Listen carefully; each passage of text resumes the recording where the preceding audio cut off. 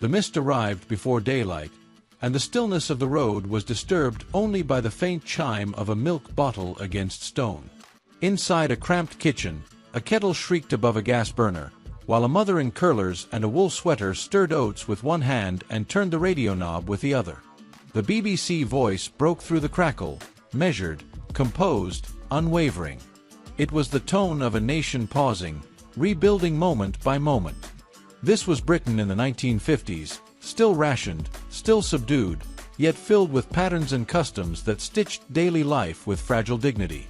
The coal stove, the Sunday roast, the pedal to school with skirts held by metal clasps. A world of modesty, not comfort, where every little pleasure was won and treasured. Here are 15 fragments of that era that disappeared for good. If this content speaks to you, don't let the story end here. Leave a comment, join the conversation, and help us keep these voices alive. Subscribe for more journeys through time, and together, let's ensure these cities are never forgotten. Without further ado, let's continue.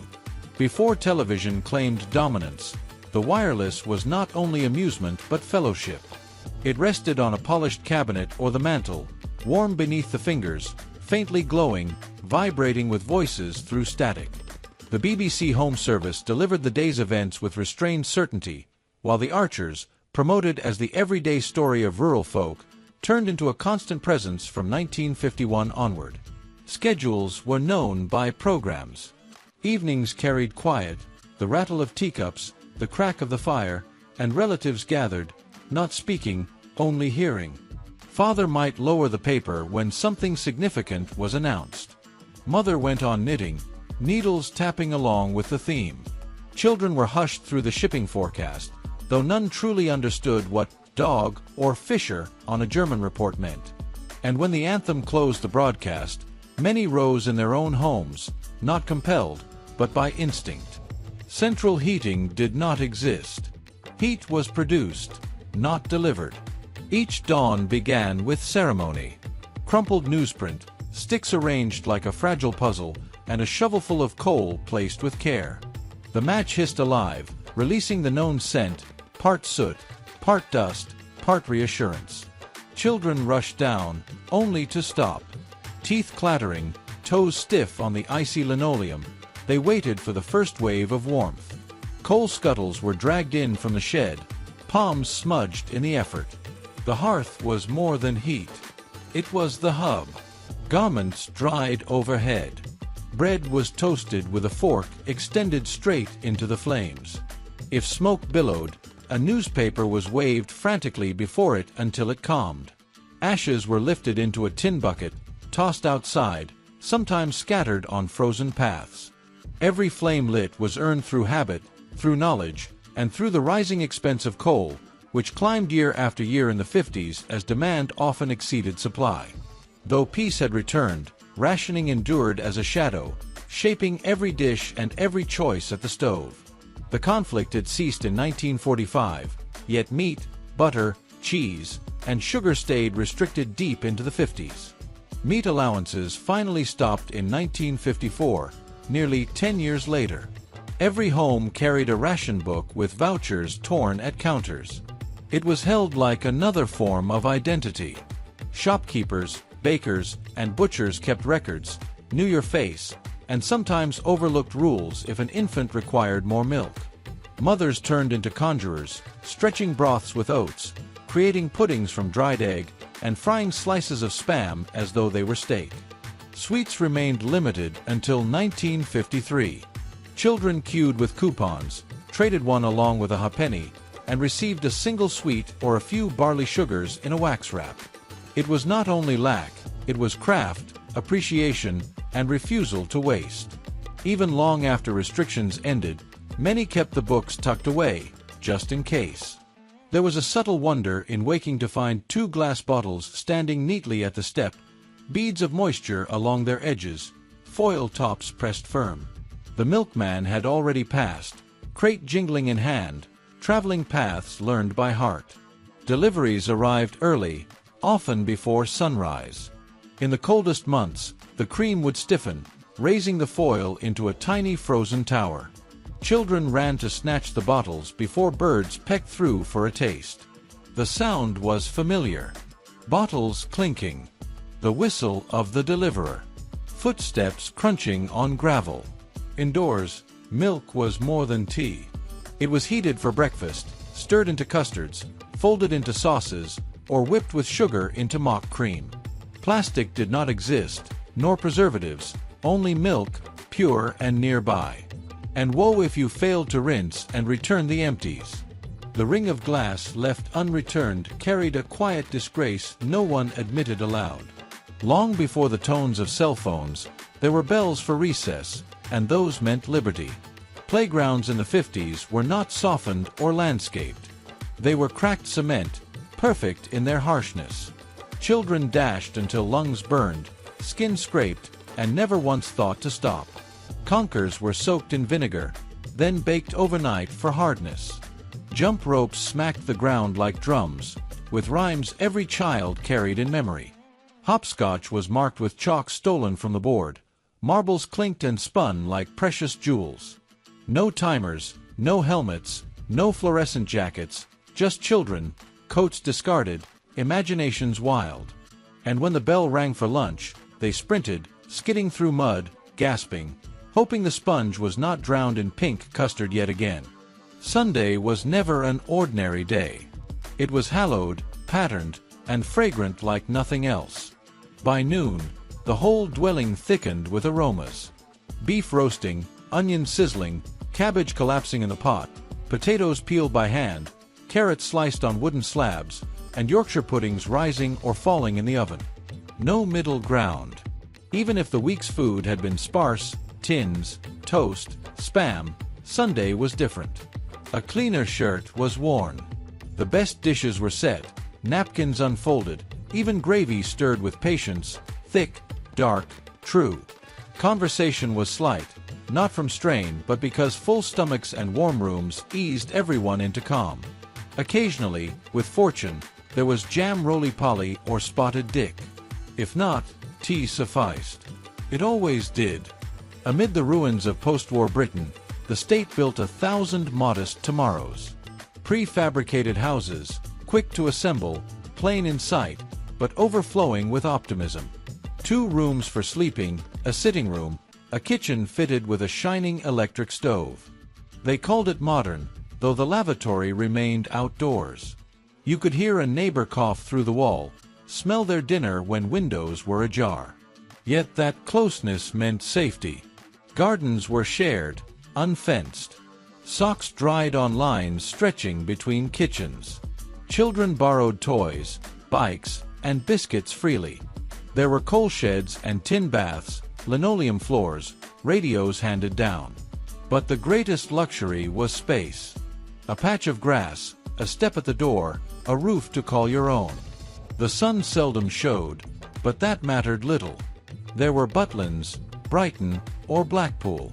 Holiday camps painted the working-class dream in bright color. Redcoats greeted you with whistles, staged treasure hunts, and addressed your parents as Sir and Madam.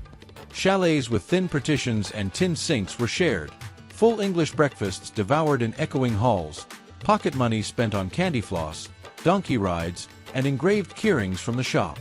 Rain was fine. Swimming went on, bingo was played, variety shows attended, postcards purchased but unsent.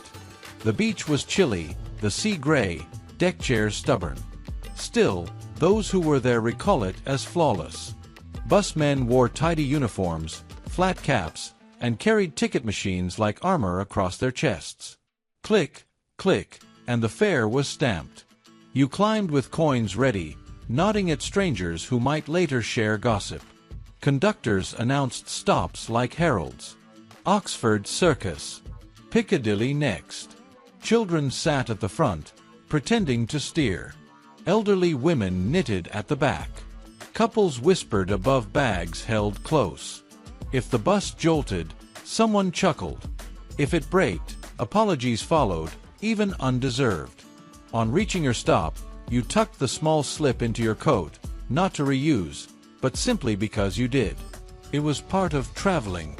In early 50s Britain, Only 1 in 10 houses owned a set. And once obtained, the entire street gathered. They were squat wooden boxes, screens handbag-sized, flickering more than shining. The Queen's coronation in 1953 altered everything.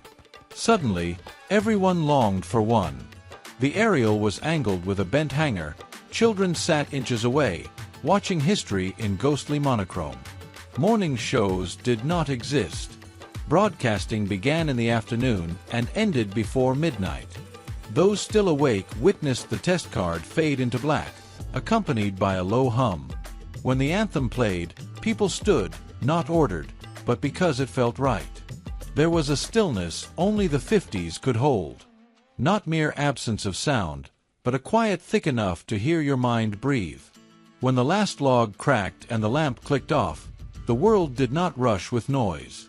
It waited. No fridges humming, no screens glowing, no traffic sliding on wet tar. Only the slow tick of the clock on the mantel, the faint pop of cooling pipes, the creak of steps that remembered each tread. Children lay beneath heavy wool blankets, listening for nothing. At times a cat yowled outside. Sometimes it was only the draft in the chimney. In that silence, things settled, the thoughts, the dwelling, the day. It was not solitude. It was completeness. A nation that had endured conflict, scarcity, rebuilding, now rested. And somehow that hush became the sound of peace itself. The odor met you before the school bell. Polish, chalk, and damp wool. Education in the 50s rested on discipline and dust. Desks with lids lifted to reveal nib pens, blotted sheets, stubs chewed to wood. Copybooks filled with fountain ink that stained cuffs navy. Errors were crossed out, never erased. The cane waited behind the door, its threat heavier than its strike. Pupils stood when addressed. Recitations, repetitions, tables, spellings, capitals of empire memorized. Assembly began with hymns half-heartedly sung, the organ wheezing off key. In winter, coats stayed on through the first hour. Windows fogged with each breath, handwriting improved in the cold. But when the bell rang at 3:30, children did not stroll. They bolted outside, legs flying, knowing study had ended and play awaited. Everything of worth required patience. The whistle of the kettle, letters from relatives abroad, the arrival of coal, the grocer wrapping tea in paper. Nothing was instant, and no one expected it. Queues did not annoy. They were expected. You lined at the bakery, nodded to neighbors, whispered about weather or football. You heard the wireless instead of skipping. You read the entire paper, even the dull bits. If the library lacked your chosen title, you took another or you waited. There was slowness, yes, but never emptiness. Time filled with small duties. Buffing shoes, writing in careful cursive, pegging washing just so.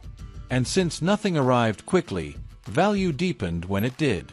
Perhaps we did not grasp it then, but waiting was a kind of wealth. Britain in the 1950s was a land rebuilding not only its towns, but its tempo, its habits, its heart. It was not smooth, but it was steady, truthful, and tangible.